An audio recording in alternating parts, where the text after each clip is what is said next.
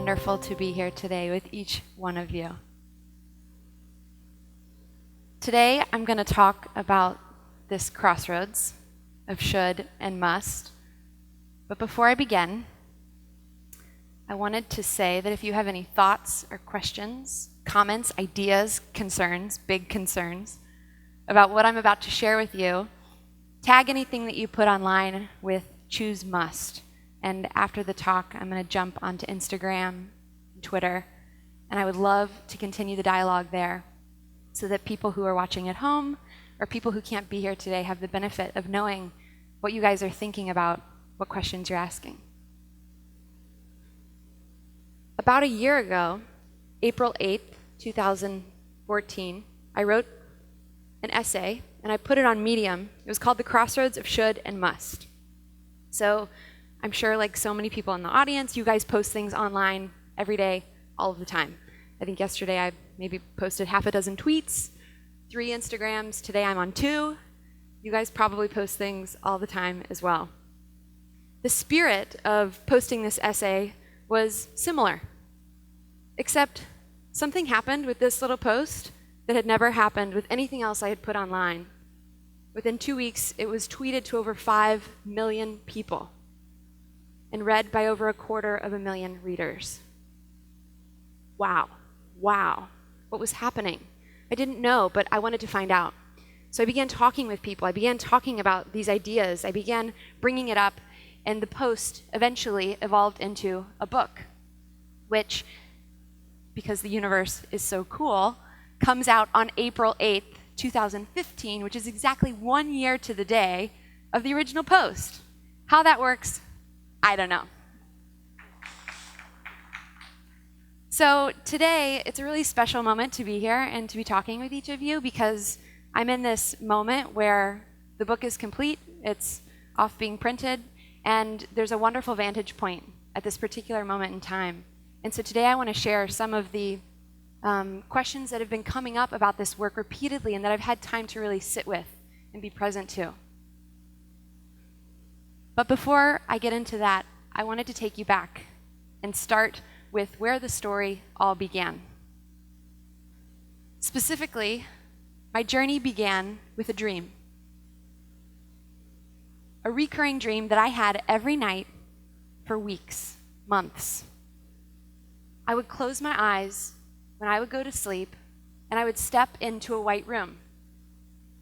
Had concrete floors, glowing white walls, full of magic. Warehouse windows in the back of the space, and a white mattress on the floor. I would step into this room, the most unbelievable peace would come over my whole body. I could feel it through my whole body, and I would sit there on this floor, and I felt so supremely present in my being. So I was telling a friend about this, and she said, "Hey, Elle, that dream sounds awesome. Have you ever thought about looking for that dream in real life?" And I thought her question was ridiculous, a little absurd. I didn't know what it meant, but it began to fascinate me. There was something about her question that I thought was kind of cool. I wondered, if I decided to go find this dream in my real life, where would I go? What would you possibly do? Okay, you're having a dream, you want to find it in real life, where do you go? You go to Craigslist.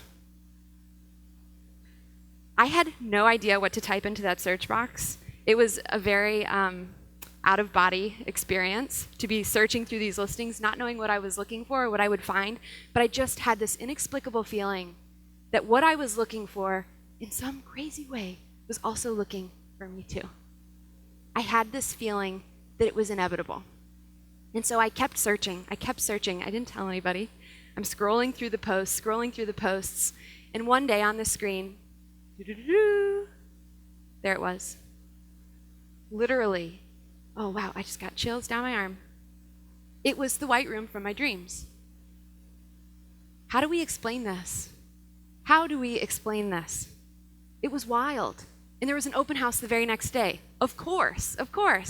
I go into the open house, and the one thing I hadn't anticipated, if anybody lives here in San Francisco, you'll know, was like a dozen other apartment hunters who are all in the white room from my dreams. I thought, this is not supposed to be happening. I put in my application. I got a phone call later in the day that I had gotten the apartment. 2 weeks later, I moved in. And on my first night there in the apartment, I sat down. I was in my dream, in real life. I looked around at the concrete floors and the glowing white walls, and unexpectedly, I began to panic. I totally began to panic. I said out loud, "What is this all about? Why am I here?" I then stood up, and in the middle of the space, I asked the question aloud, "Why am I here?" And as clear as day, as clear as anything I have ever known to be true, the space said right back to me, "It is time to paint." Wow. The next morning, I got up. I went and rebuilt my painting toolkit, the toolkit that I had abandoned about a dozen years prior. I put it back together. I went home, and I began the hardest work of my life. I began painting that dream. This is my studio. This is my white room. I like to say that this is the place where there are no rules, there are no right answers, and anything and everything is possible. When I was in this space, starting out, I began working at scales that freaked me out. This is a huge, photography scrim that they use for photo shoots that goes behind the models or the dogs or whatever they're shooting. You can actually see the coffee cup and the paintbrush there in the front on the table. I worked at scales that totally freaked me out, and when big started to get easy, I moved to small. These are 100 self-portraits that I completed in 100 days as a part of a project that we did on Instagram last year. And I shared all of this, for better and for worse, on social media. I quickly learned that if you ever had a painting that you were feeling a little unsure about, or maybe was something new that you hadn't yet tried, just slide that dog right into the picture, and it helps. So one day, something happened that I never could have anticipated. Friends came over, they packed up all of the paintings, they put them in the back of a van, and they drove them over to a gallery here in San Francisco where I had a pop-up show. And in this pop-up show, I exhibited over 60 pieces of new work created in this incredible surge of making. And this is me moments before the opening night, the opening reception, just so grateful, so blissed out. How was all of this happening? How does this happen? The only catch in all of this is that I had a full-time job. I was the design lead at a company called Mailbox. We wanted to revolutionize the way that email is processed on the mobile phone. Some of you guys might use Mailbox. Now it's across many devices and many platforms. Mailbox is something that I was and am still really passionate about. And we really, really wanted to take this idea from a Post-it note all the way through to an implemented product in Apple's App Store. Around this same time, I came across a TED Talk by artist and designer Stefan Sagmeister, and in it, he talked about something that really, really caught me. He talked about three things: a job, a career, and a calling, specifically how they're different. They're different? I hadn't really thought about this. A job, he says, is something done typically from 9 to 5, typically done for pay. A career is a system of advancements and achievements through time, where you're moving through some sort of a structure, probably supported by incentives or rewards.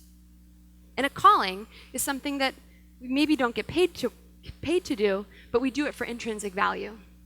And the question that I ask you guys today is, as you look at your projects, as you look at your work, as you look at all the things that you do, for pay or not for pay, how would they map across those three categories?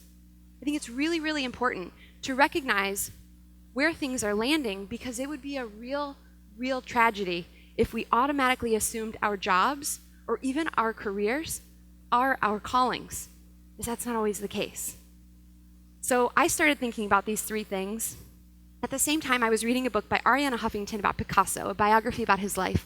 And in it, she talks about how he balanced his work and his life. And she said, and I quote, "The more I learned about Picasso's life and the more I delved into his art, the more the two converged. It's not what an artist does that counts, but what he is, Picasso said. But what he did was so thoroughly autobiographical that what he did was what he was. I read that last line over and over again. What he did was what he was. What he did was what he was. And it led me to a big hypothesis. What if our job was our career and our calling? What if they were all one in the same?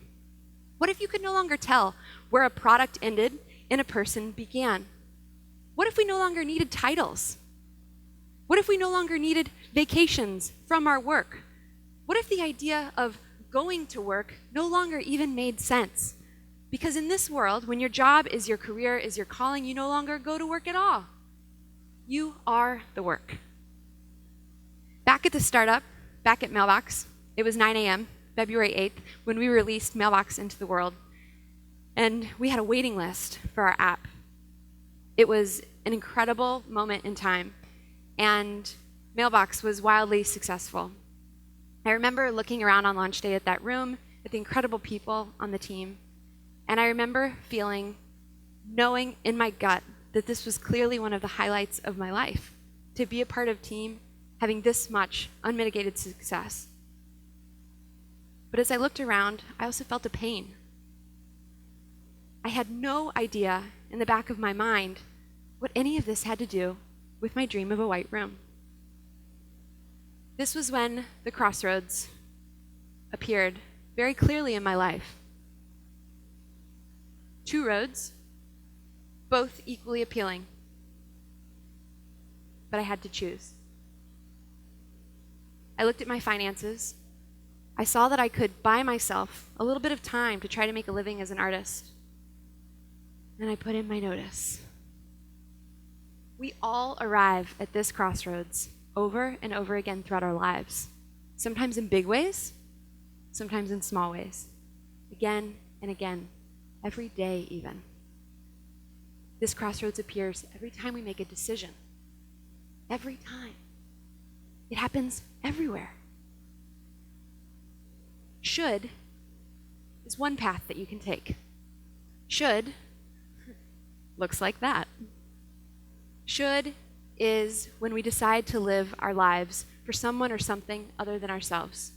Should is all of the expectations put upon us. When we decide to live our life in should, there's often a lot of rewards, and sometimes the journey can be really pleasant. Must is different. Must is who you are, what you believe, when you are alone with your truest, most authentic self. Must doesn't take compromises. It doesn't like them one bit. It's that which inside of you is unavoidable, inexplicable, and totally undeniable. Must might not have all of the glitter, the glamour of should. Must actually might be brutal. It might be really hard. But must, choosing it, is the greatest thing that any of us can do with our lives. The more I began to look into must, I came across a lot of stories, which I recounted in the book. And one of my favorite ones was looking at the life of Van Gogh. I didn't know this, and I actually think it's really hard to imagine what Van Gogh's life might have been like, because now, with our work, with our thoughts, we just tweet them, or we post them, we put them on Facebook. There's this wonderful sense of being seen and seeing others. It's very easy to get your work out there, especially with social media. But in Van Gogh's time, it wasn't the case. It was really, really different. And I have a hard time imagining what being unseen might have felt like. In this wonderful volume of letters between his brother Theo and Vincent, he describes such a feeling. And I want to share it with you today. He says, "What am I in the eyes of most people? An eccentric? A non-entity? Somebody who has no value in society and will never have. In short, the lowest of the low." Well, very well then. Even if that be absolutely true, then I should like to show by my work. What's such an eccentric? such a nobody, has in his heart. Choosing must creates incredible work. It can also be hard, as we saw from Van Gogh's life. But it is the greatest thing that we can do with our lives. So if that's the case, why don't we choose it every day? Why don't we choose it all of the time? I was having a conversation with Soren in the fall, and we were talking about this exact point. And Soren said to me, have you heard about a spiritual teacher named Gurdjieff? And this is one of those phone conversations that you have that just totally rocks your world. And so it's particularly special that I get to share it with you all today. I said, no, I haven't heard about Gurdjieff. Tell me. He said, well, Gurdjieff was a spiritual teacher around the turn of the century. And one day he asked a question to his pupils. He said, if a prisoner desires to be free from prison, what is the first thing that he must know? One student raises their hand. He's got to get to know the guard. Another student raises their hand. He needs to find the key. No, Gurdjieff says. If a man desires to be free from prison, the first thing he must know is that he is in prison. Until he knows that, no escape is possible. Wow. What is our prison? How do we get to know our prison? I believe it exists in answering some of these questions, filling in the blanks on these sentences. You should never. You should always. You should know better than to. You should not. If we want to be free, if we truly want to live the fullness of our lives, then we must first understand why we are not free. What keeps us from being free? We can do that by examining those sentences. Grab a piece of paper, write down shoulds, give it a shot. They change over time. Some of them might stay the same, but write them down. What are your expectations around what you should or shouldn't do, how you should or shouldn't show up in the world? As you get to know those shoulds, you can look at them one by one. And you can ask them 3 questions. So I'm looking at a should on my list. The first question, where did you come from? Hey, little guy, when did I pick you up? Where did we meet? Where was it? Was it something I saw in an advertisement? Was it something I heard? Was it a song? Was it a particular view held by a community? Where did I pick you up? Number 2, are you true for me? Are you really, really true for me? For who I've become in my life? Now, at this stage. Because maybe I've been carrying you around my whole life, and maybe I finally decide that you aren't. 3, do I really want to keep holding on to you? Like, really, really want to keep holding on to you? And if I do, wonderful. I integrate, and in that moment, a should becomes a must. I have integrated that into my life and acknowledged that that's a really important part of how I live my life. If not, I kindly set you down. I set you down. I no longer have to carry you with me into every meeting, every relationship, every job. Every time I wake up, I set you down. The most beautiful thing begins to happen as you do this repeatedly over and over again. You begin to remove the shoulds from your life. And what happens next? You create space for must. You create space for it to have a chance to grow in your life. And choosing must is the greatest thing we can do with our time. So, since I've been giving this talk, 3 questions have come up again and again around how people might achieve a sustainable must. And I want to share those with you quickly here today. The first, a man said to me after a talk, he walked up and he stood with his hands behind his back and he said, almost in a whisper, what if I don't know what my must is? Cool. That was my first answer. My second answer, call your mom. Immediately. Or someone who knew you when you were a kid. Nowhere is the essence of must more purely exhibited than when we're kids, right? So there's this young girl, her name is Sophie. She comes and paints in my studio. You guys, she is amazing. She's just amazing.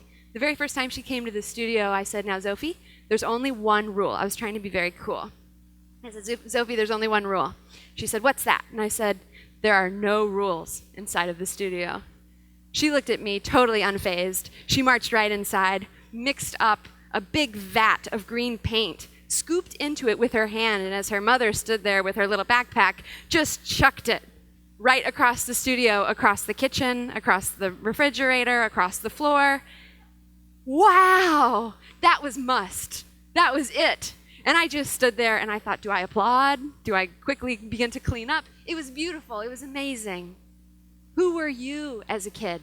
What did you enjoy doing? Call your mom or someone who knew you when you were little and ask them to tell you stories. Take notes, write them down, because this contains seeds, your earliest clues about must. Maybe it'll be things like swimming in salt water. Maybe it'll be things like having a dream about a white room. They might seem a little ridiculous. That's okay. I love this quote by Rumi. Let yourself be silently drawn by the strange pull of what you really love. It will not lead you astray. Call your mom. 2, choosing must raises questions that are scary, really scary. And if you want to integrate must in your life, you're going to have to deal with these. Some of them range from any number of concerns. Namely, do I have to quit my job? How do I explain any of this to my boss? What if I am the boss? Don't tell, don't tell. Choosing must requires that we get really practical. And the number one question around practicality of must that I get asked all the time is, but what if doing what I love doesn't pay? This is a great thing to jump into for the book. I spent a lot of time looking at how other people have answered this throughout time, and I discovered there's a lot of creativity around answering this exact question. One of the stories that I really loved was about T.S. Eliot. He was an author. So I would say that being an author was his calling. He was a phenomenal writer. But did you guys know that T.S. Eliot was also a banker in London? He was a great banker. He had a wonderful career as a banker. Who knew?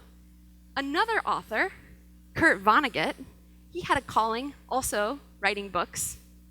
But who knew that he also made money as a car salesman? Amazing! We never hear about that.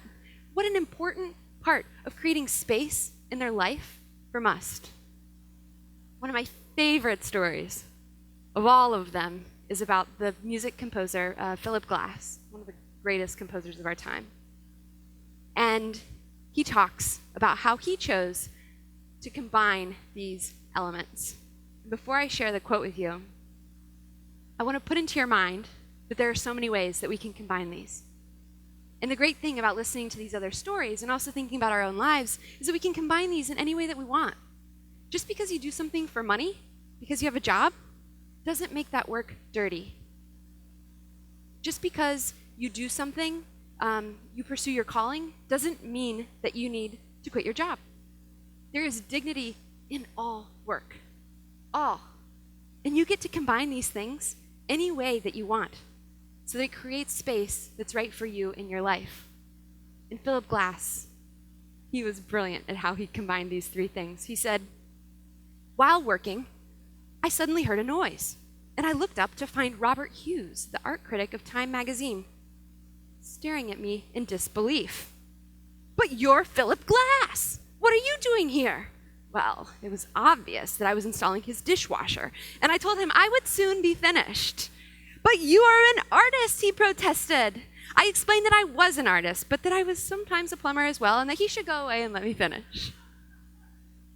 So good, so good. 3, space. We need space in our life for must. Physical space, psychological space. This has been touched on so many times throughout this conference. What a beautiful, beautiful idea. Space. How might we create space in our life? Well, for me, it's my white room. It's my dream. And when I go into that space, I really protect it. It's a really guarded time. But it doesn't have to be a white room. Maybe your space is a park bench that you go and sit on every day on your lunch break.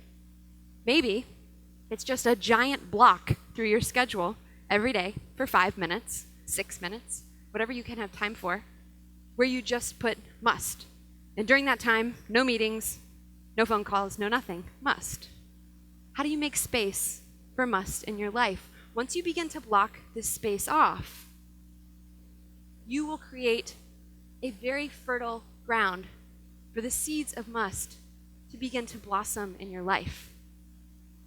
The problem, and the reason this doesn't happen, because it sounds so obvious, 5 minutes. Okay, I have 5 minutes a day, maybe 10 minutes, 30 minutes, an hour for my must, for the reason I'm here on this earth, right? Why doesn't this happen?